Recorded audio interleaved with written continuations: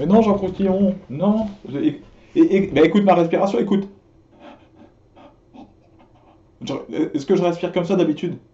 Non, je respire pas comme ça. Non, non, non. Ah, j'ai vérifié. Je respire pas comme ça d'habitude. Mais je te dis que j'ai attrapé le truc, c'est sûr. Mais c'est partout en plus, c'est dans l'air. T'es là, tu respires. Oh, mais il y en a partout à côté. Mais oui, d'accord, bah, je me calme. Mais je suis énervé, moi. Je suis très calme. C'est pas ça. Mais même mes doigts. Bah, mes ongles, on dirait qu'ils sont plus durs. Ou plus mous, je sais pas. Mais même mes mains. Non, c'est bizarre. C'est super bizarre. Mes doigts, comme s'il y en avait plus. Mais pourtant, il y en a toujours 5 quoi. Mais tu sais très bien ce que je veux dire. Ne fais pas l'innocent. Ah, pardon. Jean Croustillon, je te rappelle. Bonjour, c'est Cyril de Lille, si j'arrive à ranger mon téléphone. Aujourd'hui, je vous parle, chose promis, chose due, de la peur de la mort. Coronavirus oblige, eh bien la peur de la mort, et en tout cas le questionnement autour de la fin de notre vie, prend possession de nos consciences, de nos esprits. La maladie, du coup, cette épidémie est une forme de révélation pour le commun des mortels, dont je fais partie. Nous sommes confrontés à ce qu'on appelle notre finitude. Voilà, c'est un terme philosophique. La finitude, c'est-à-dire que nous sommes finis, nous ne sommes pas infinis.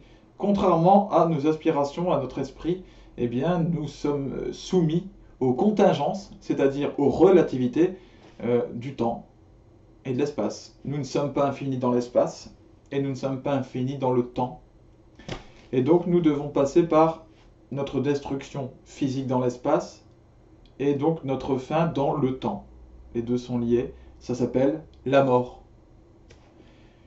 Alors, certains ont peur, d'autres n'ont pas peur, parce qu'évidemment, d'un seul coup, avec le Covid-19, on se retrouve vraiment face à la mort.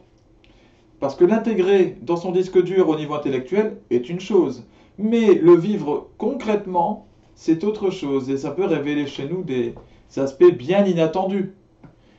Ceux qui se retrouvent en temps de guerre confrontés à l'ennemi, à l'occupant qui est là prêt à leur tirer dessus, peuvent montrer des faces tout à fait surprenantes de leur personnalité.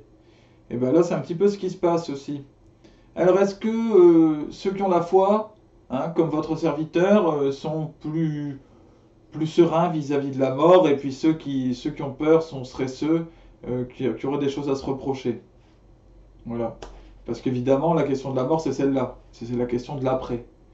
Bon, alors, quand on n'a pas la foi, effectivement, on peut paniquer à l'idée de se dire, bah ça y est, c'est la fin, mais totale. Voilà, la fin, je ne verrai plus jamais rien d'autre. C'est terminé.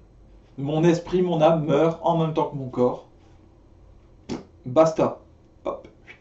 Du coup, plus rien n'a de sens, puisque le sens est lié au but de quelque chose, hein. C'est en vertu d'un but qu'un sens apparaît. S'il n'y a pas de but à notre vie, il n'y a pas de but au-delà de la mort, ben, il n'y a plus de sens. Effectivement, ça peut créer une panique chez certains, et donc au moment de la mort, il peut y avoir une forme de panique, et puis des comportements tout à fait fous, stupides, aller acheter des kilos et des kilos de pâtes, hein, du papier toilette à foison, des trucs ridicules. Voilà. Et cela dit, certains le vivent sereinement, même en étant athées. Certains disent ben c'est tout, ça s'arrête maintenant. Alors évidemment c'est triste, une forme de déprime, mais résolue. Mais attention au jugement trop facile en disant ceux qui paniquent sont ceux qui n'ont pas la foi. Voilà, et ceux qui ont la foi, eux, vont vivre tranquillement leur mort. Non, ce n'est pas aussi simple. Il y a aussi ceux qui ont la foi et qui paniquent au moment de leur mort. Et il y a même des saints qui sont morts comme ça. Pourquoi?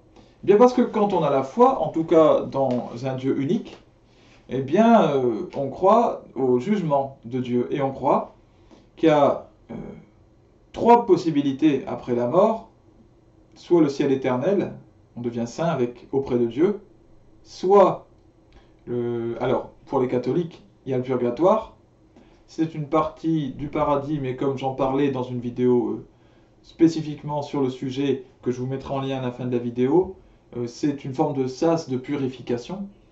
Et puis il y a l'enfer éternel. Et voilà ce qui peut faire évidemment paniquer celui ou celle qui se retrouve confronté à la mort, la possibilité de se retrouver en enfer ou même au purgatoire, parce que le purgatoire, ce sont quand même des flammes et des souffrances. Voilà. En fait, c'est la crainte du Seigneur. La crainte, c'est pas la peur, ce n'est pas la même chose. La crainte, c'est le fait de savoir ce dont est capable le Seigneur. Je crains le patron de ma société parce que je sais que si je ne file pas droit, si je ne fais pas ce qu'il faut, il peut éventuellement me dégager. Il a ce pouvoir. Je connais son pouvoir, je le respecte. C'est ça la crainte. La crainte de Dieu, donc, c'est connaître son pouvoir sur la vie. Et savoir que s'il veut ôter quelqu'un de la vie, le damner, il le peut. Et donc c'est ça qui peut se transformer en peur. Mais la peur n'est pas bonne en soi. C'est pas bon, c'est quelque chose de tout à fait abstrait, de déraisonnable. C'est irraisonner une peur, c'est pas logique. C'est un manque de foi dans l'amour. Mais cela dit, nous sommes tous susceptibles de le vivre, ce manque de foi dans l'amour de Dieu. C'est un manque de foi dans son amour pour nous.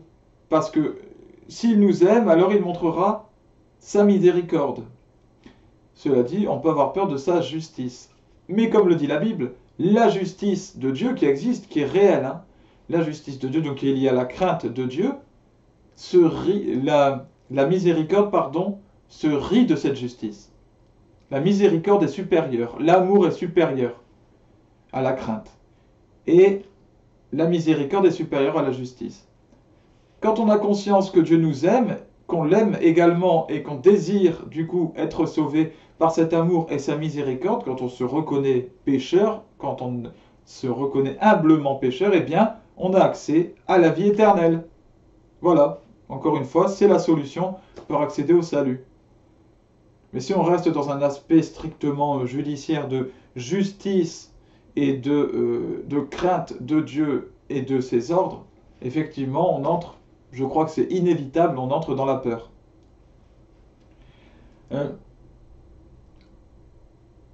Suis-je, alors ça c'est la grande question philosophique que j'ai mis en conclusion, suis-je prêt à mourir? Êtes-vous prêt, êtes-vous prête à mourir maintenant?